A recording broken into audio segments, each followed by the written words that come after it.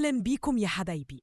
أنا شروق وعندي 26 سنة، بشتغل مدرسة لغة عربية ومتجوزة بقالي 3 سنين من عادل. بصراحة عادل ده راجل طيب قوي، لكن شخصيته ضعيفة، ودي حاجة عمري ما كنت أتمنى إنها تحصل، خصوصاً مع الشخص اللي هكمل معاه حياتي. شخصيته ضعيفة جداً ومش بيعرف ياخد أي قرار لوحده، ودي حاجة كانت بتضايقني جداً.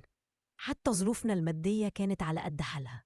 هو كمان مدرس زيي، لكنه كان رافض فكرة الدروس الخصوصية نهائي.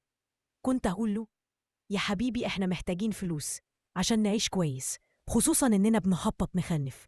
لكنه كان يرفض ويقول لي: لا، أنا مش هدي دروس عشان ظروف الولاد والكلام ده. كنت شايفاه إن الموضوع ده شغل عادي وإحنا محتاجين المصاريف دي، لكن هو كان شايف إن الموضوع مش نافع خالص. لكن أنا صممت على الموضوع وقررت إن كلمتي هي اللي هتمشي. قلت له: خلاص انت حر، لكن انا هدي دروس علشان احسن من داخلي. وطبعا هو ما عرفش يعترض، لاني كنت دايما انا اللي مقرر في الاخر. هو كان بيسيبني اتكلم ويقعد يقول: لا ما تعمليش كده، لكن في النهاية انا اللي كنت بقرر اذا كنت هكمل في الموضوع ده ولا لا. وكنت بدرس لشباب في 3 ثانوي، يعني سنهم حوالي 17 أو 18 سنة. كنت محتاجة مكان أديهم فيه الدروس، لكن ما لقيتش أي مكان مناسب. قعدت أدور فترة كبيرة، وفي الآخر جات لي فكرة: إيه المانع إن هم ياخدوا الدروس عندي في البيت في الأوقات اللي عادل مش بيكون موجود فيها؟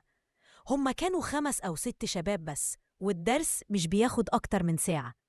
طبعا عملت كل ده في البداية من غير ما عادل يعرف.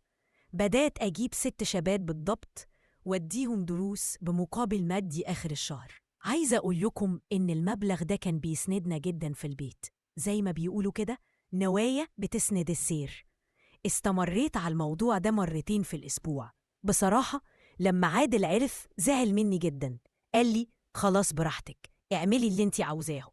وقال إنه جات له فرصة سفر تبع الشغل برا مصر. عادل قال لي: مادام انتي ما بتسمعيش كلامي يبقى أنا ماليش لازمة جنبك، وهضطر إن أنا أسافر، وانتي حرة اعملي اللي انتي عاوزاه. قلت له: خلاص براحتك، أنا مستمرة في موضوع الدروس ده. وفعلا سافر. وبعد ما عادل سافر استغليت الشقة كلها في الدروس.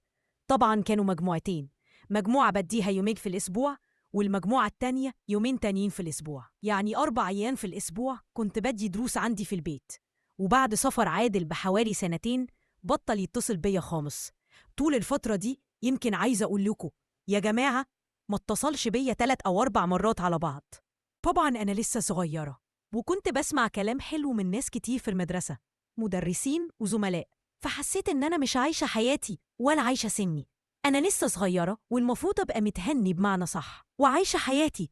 لكن عادل سابني زي ما قلتلكم وسافر، وأنا فضلت عايشة حياتي بدي دروس للشباب. لكن في مرة كده وأنا بدي الدروس للشباب، وكانوا 6 شباب بالظبط، ابتديت ألاحظ إن تركيزهم مش في الدرس خالص، بالعكس تركيزهم في الفاكهة والبطيخ والرمان. في البداية اتضايقت من الحاجات دي، لكن ما حطيتش في دماغي. وبعد كده ابتديت أحس إن أنا بكون فرحانة جدا لما بشوفهم مركزين في الحاجات دي. المهم الموضوع استمر فترة كبيرة على النظام ده. بعد كده انضم للمجموعة شاب جديد اسمه زين.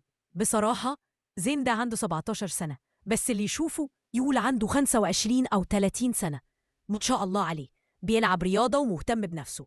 المهم أنا حسيت إني طول ما أنا في الدرس عمال أركز مع زين وأفكر فيه، وحتى بعد ما الدرس بيخلص بقعد أفكر فيه، لأنه ما شاء الله عليه أموره جدا وشكله حلو قوي. معرفش إيه اللي حصل لي في الفترة دي، بقيت كل شوية أفكر فيه بطريقة غريبة جدا.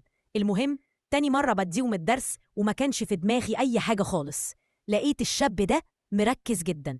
المهم الموضوع عجبني جدا، وبقيت مبسوطة لدرجة إن عايزة أقول لكم إن أنا ما بقيتش أخد الفلوس بتاعت كل شهر منهم. بقيت مهملة جدا في المجموعة الثانية اللي هي بتيجي يومين تانيين في الأسبوع، وركزت جدا مع المجموعة دي. الموضوع بقى عجبني بطريقة غريبة جدا، وبقيت أنا اللي اتصل بيهم عشان أقول لهم تعالوا ميعاد الدرس، وبفكرهم بالمواعيد. طبعا الموضوع مستمر أكتر من سنة لحد دلوقتي. الموضوع ده بصراحة عايزة أقول لكم بعد فترة كبيرة بقيت حاسة إني بعمل كارثة، مش حاجة صغيرة. زعلت جدا من نفسي وما صدقتش أصلا. كل ما أقعد مع نفسي وأقعد أفكر، هل أنا ممكن أعمل كده إزاي؟ دي حاجة تحصل مني إزاي؟ وإزاي أوصل للمرحلة دي؟ لكن للأسف هو ده اللي حصل، وما بقيتش عارفة أرفض لهم طلب بمعنى صح، ولا عارفة ألغي الموضوع ده ولا بطله. فياريت تنصحوني وتكتبولي في الكومنتات، ابعد إزاي وارجع وتوب لربنا. كل ده حرام وكل ده غلط. فياريت تنصحوني. أنا ندمانة جدا على اللي حصل، ومش عايزة الفرصة تفوت قبل ما أرجع وأتوب لربنا. فياريت تنصحوني. أنا بجد في حيرة كبيرة ومش عارفة أعمل إيه. بعد فترة طويلة من المعاناة، قررت شروق إنها لازم تاخد قرار حاسم. بدأت تحاول تبعد عن الشباب دول، لكن ده كان صعب. فقررت إنها تغير رقم تليفونها وتتوقف عن إعطاء الدروس نهائياً.